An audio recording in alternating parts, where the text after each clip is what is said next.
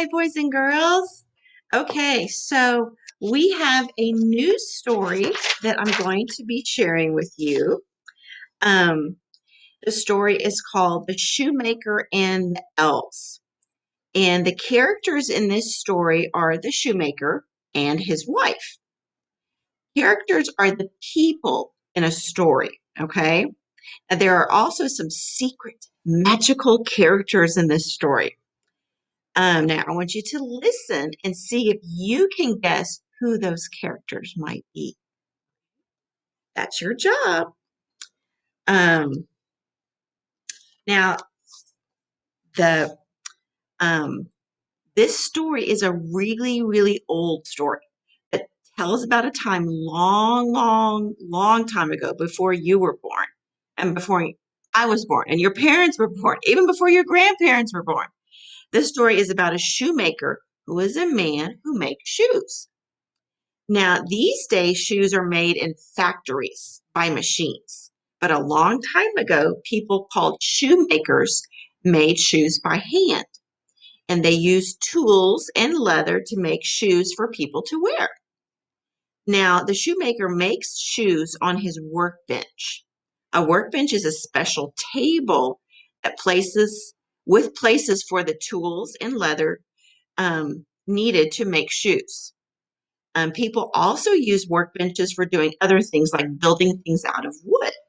Now, this man is using his workbench to hold his tools so he can make and fix things. Okay, so the shoemaker and the elves. Here we go. Okay, I'm going to hold up the picture and I'm going to read it to you. Here we go.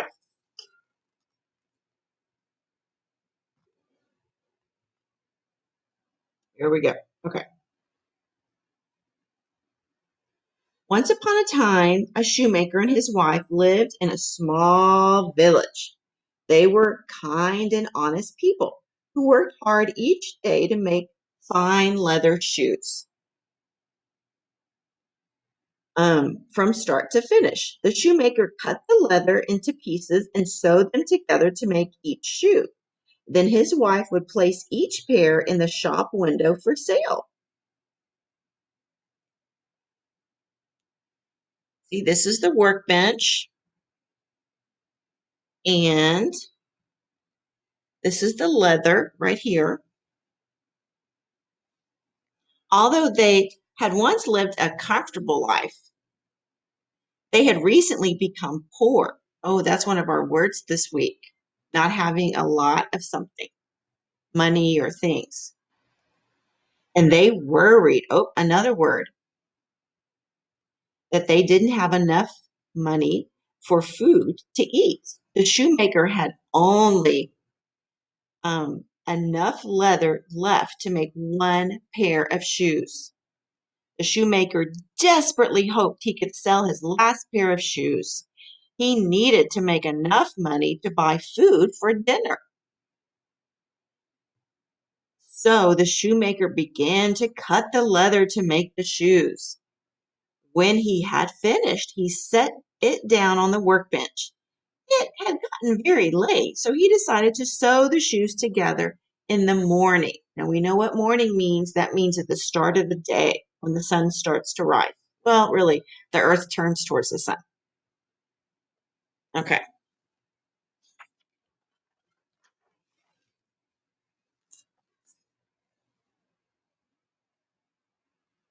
The shoemaker and his wife are in bed ready to snuff out the candle. Snuff means to extinguish it, to make it go away, snuff it out. He hugged his wife and went to bed. Early the next morning, the shoemaker woke up. He got ready to sew his last pair of shoes.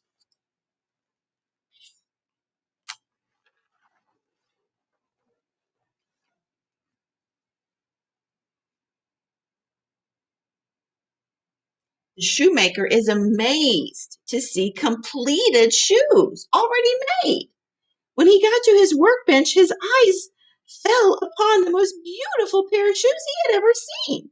The shoemaker was puzzled and he couldn't think of how these shoes were made. Who could have made these beautiful shoes?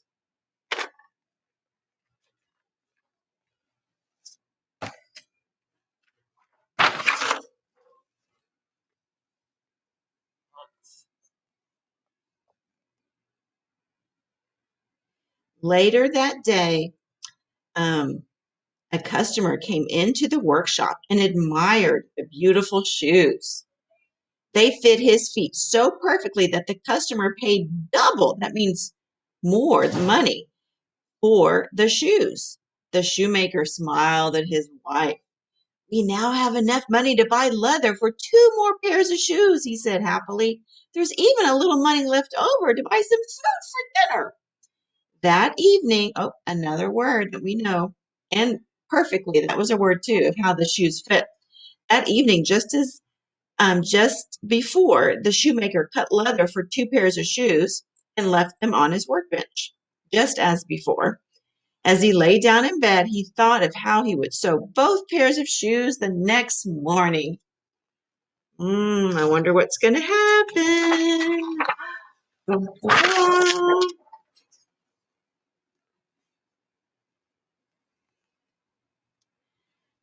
Oh, the next morning, the shoemaker woke up and saw 2 beautifully crafted pairs of shoes waiting on his workbench. Look at that. The shoemaker could hardly believe what he saw. Before long, 2 customers came to his workshop and bought the shoes. They too were so thrilled and happy with the shoes that they paid a handsome price. That means a lot of money. The shoemaker and his wife now had enough money to make 4 pairs of shoes and to buy some delicious bread for dinner. That night after dinner, the shoemaker cut the leather for 4 pairs of shoes and left it ready for the morning. He went to bed and slept well. Mm.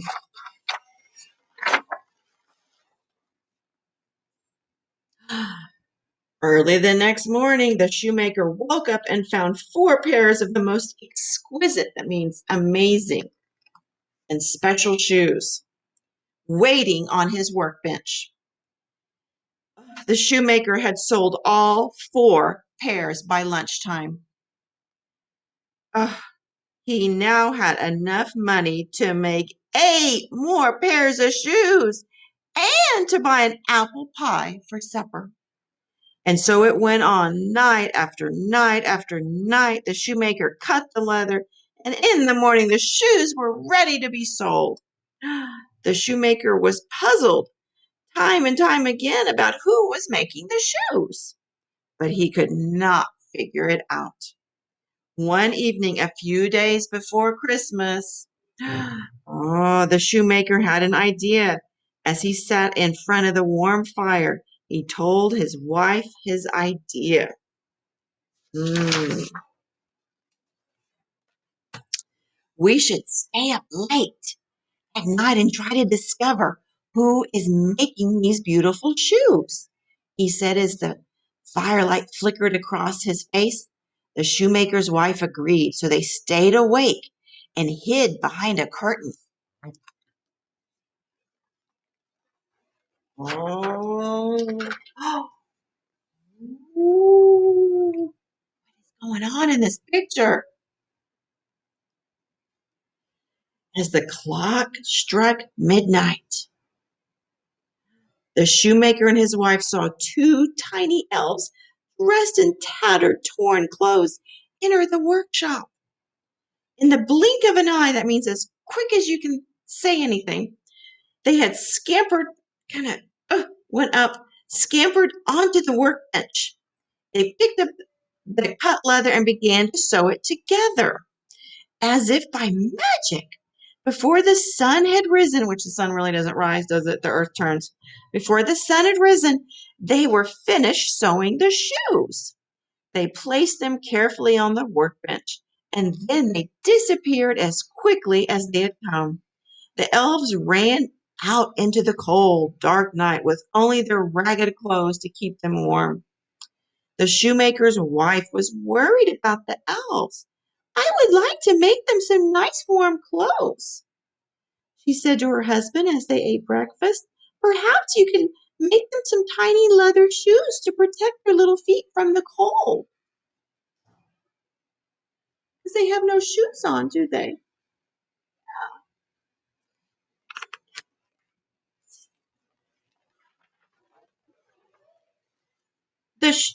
I'm making a video. The shoemaker and his wife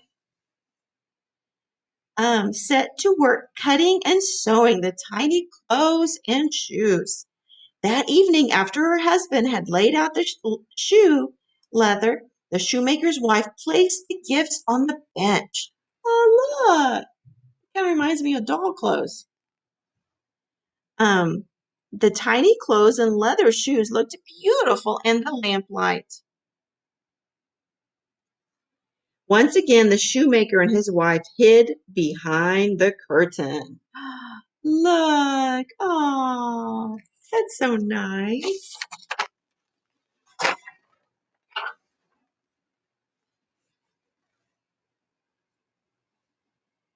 At the stroke of midnight, the elves appeared. They were just about to begin their work when they noticed the gifts spread out before them. They put on their new clothes and shoes and admired each other. Then, as quickly as they came, they were gone. The elves never came back. But it did not matter. The shoemaker and his wife were no longer poor. They lived happily together the rest of their lives. The end. Oh, what a nice story. Okay, now, where did the shoemaker make the shoes? What was that thing called? The workbench, and it was in his workshop. Sometimes some families sometimes have a workshop. You know who I think of that has a workshop is Santa. Santa has a workshop. But sometimes people have a workshop in their garage where they have tools to make things too. Um, let's see. One morning, the shoemaker and his wife were surprised to find finished shoes on the workbench. Who had made these shoes? Do you remember? Who made those shoes? Two elves. That's right. They made them the night before. Now, what did the shoemaker do with the finished shoes he found on his workbench each morning? People would come into his store and did he give them away? No, he didn't give them away. He sold them. He sold them to his customers. Now, the shoemaker and his wife watched the elves make the shoes and then go out into the cold, dark night. Why was the shoemaker's wife worried about the elves? You remember? Because their clothes were torn and raggedy and they didn't have any wet on their feet, any shoes. Yeah. So, how did the shoemaker and his wife help the elves? Remember that we showed a, a picture of on the workbench. They left what out? Clothes. They made clothes and little shoes for them. Yeah. Yeah. Very cool. So, is this a real story? No, this isn't a real story. This is a pretend story. Yeah. Make believe. Um, so, who are the characters in this story? The shoemaker, his wife, and the two elves. Yeah, so there were four characters. Um, where did the story take place? What's the setting? In his workshop, in his house, where he went, where he had his business, and then his house was right there. It was all in his business and his house. Yeah, that's the setting. What was the problem in this story? He didn't have money. Yeah, he was really poor. He didn't have money to buy food. He was really worried. Yeah. And so how did the problem get solved? Yeah. He ended up getting money. Well, how did he get the money? From the people paying for the shoes, because who made the shoes? The elves did. That's right. The elves made the shoes. So he sold the shoes and then he got money and he could buy food.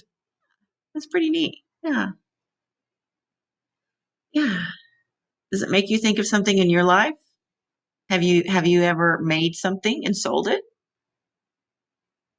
I haven't made anything and sold it before. Yeah, I've made things and given them away like as presents at Christmas, but I haven't sold things. I've bought things that other people have made. Yeah. Um, what about, let's see, do you have a place that you go and you make things? Maybe like you have an arts and crafts area, kind of like a workbench, like a table where you put things together. Yeah. Um, do you ever, let's think about this. Do you ever sometimes hear that you don't have money for something? We say that at my house to my kids. Yeah, we don't have money for it. You have to wait till later if you want it. We can't get that right now. Yeah. So that happens. Yeah.